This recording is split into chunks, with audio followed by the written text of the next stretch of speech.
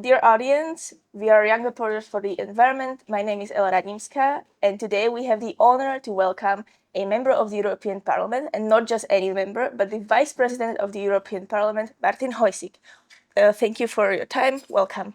Thank you for the invitation. So, Mr. Hojsík, when you first started working on soil conservation, what surprised or shocked you the most? Can you share with us a particular experience? Well, there are many things that shocked me and surprised me. One of the things was that we still don't not only not protect the soil in Europe, just like we protect water or air, but also that the situation with the soil is deteriorating and we don't even know properly enough about what's going on with the soil.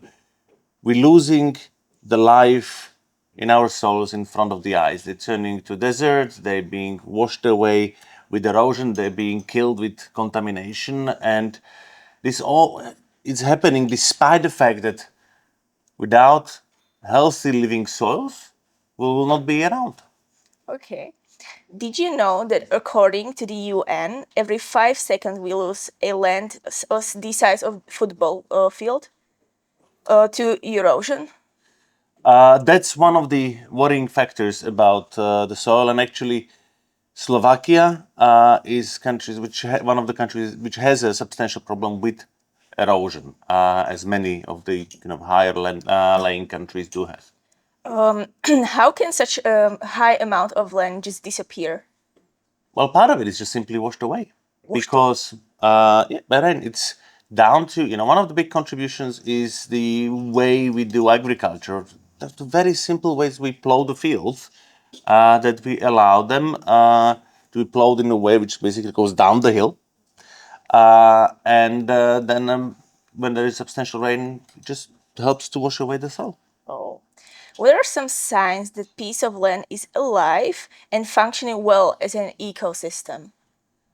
Well, some of it, what I call it's the smell of healthy soil. But you can see deeper when you look under the microscope, but there is different forms of life. There are really billions and billions of individual organisms in a handful of soil, which is when it's healthy, obviously. And this is something which, makes the soil, being soil, is not just content of organic humus, but actually living organisms. Oh. I caught the fact that there are more organisms living in 1 tablespoon of healthy soil than there are people on Earth. What can we imagine by this? Does this apply to every soil?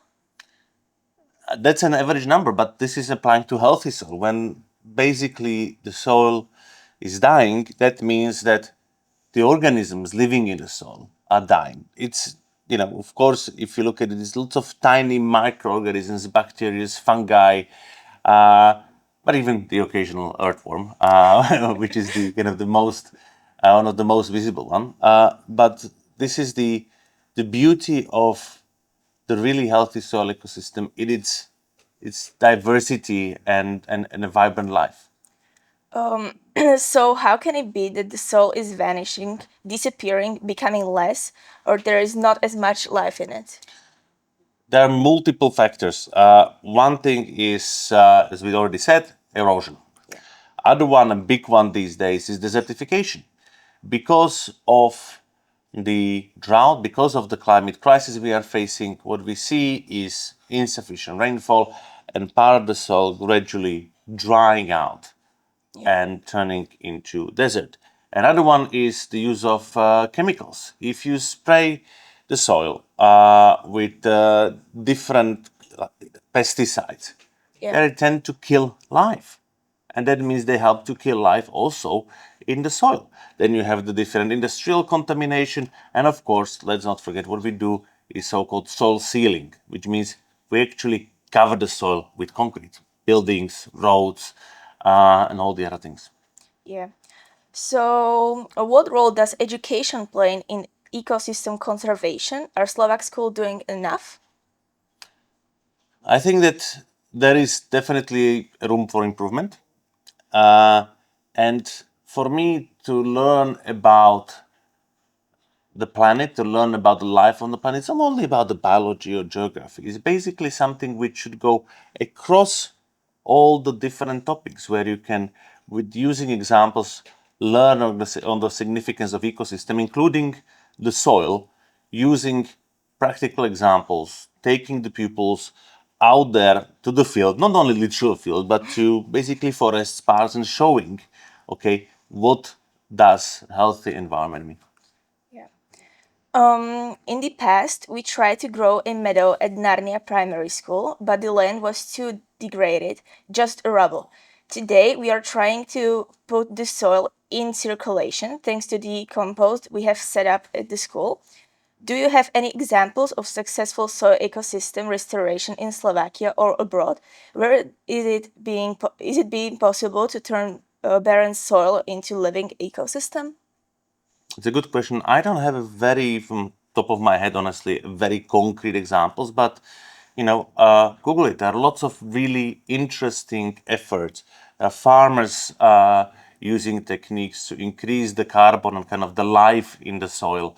So you don't listen to me. Go out there and look for the examples yourself that are all around you, and we need to actually make sure that there are more of them. Okay. Looking to the future, what gives you hope for the future of ecosystems in Slovakia? Young people like you, because I believe that this is where we see increased care by the young generation. It's not that the older me don't care, but it's the young people are the guardians of the future, and if you will not care, if you will not push for preservation of the environment, the ecosystem, there's going to be less pressure on the politicians, on the businesses to do so. And I think this is where really what is super important is to have young people being active, being out there and pushing for a better world, because the world will be yours soon. Yeah. What steps can an ordinary person take when they're living, for example, in a city to help the soil around them? Well, one thing is separate organic waste at home. And it's not only about the soil protection, this is also a big help to prevent lots of the waste ending up on dump sites or in incinerators, and it's burned, because this is the organic waste should ultimately end up back in the soil, returning to the soil what we took from the soil in some ways, and kind of create this circulation of the circulation of the nutrients and the organic content in the soil. And also look for the, if you have a garden, try to take care of it in a sensitive way. Don't use pesticides. Try to really grow things close to nature. Try to look at, it's the beauty is not in a manicured monoculture green lawn. The beauty is in diversity, and in that way you can help not only the soil, but also, for example, different pollinators. Because if you have a diversity of plants and flowers that kind of always have something flowering, it's not only, I believe, more beautiful, but you so to say are providing the food for the different pollinators, not only bees, but lots of different pollinators throughout the year, and they need to eat throughout most of the summer. Yeah. Mr. Hojsík, in conclusion, we would love to hear a message to our listeners. Anything you want to say to us?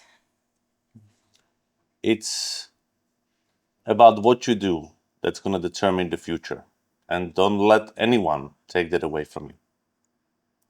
So, Mr. Hojsík, Vice President of the European Parliament, talked to us today about soil ecosystem. Mr. Hojsík, thank you for your time and that you came here. Thank you, and thank you for caring about the protection of the soil.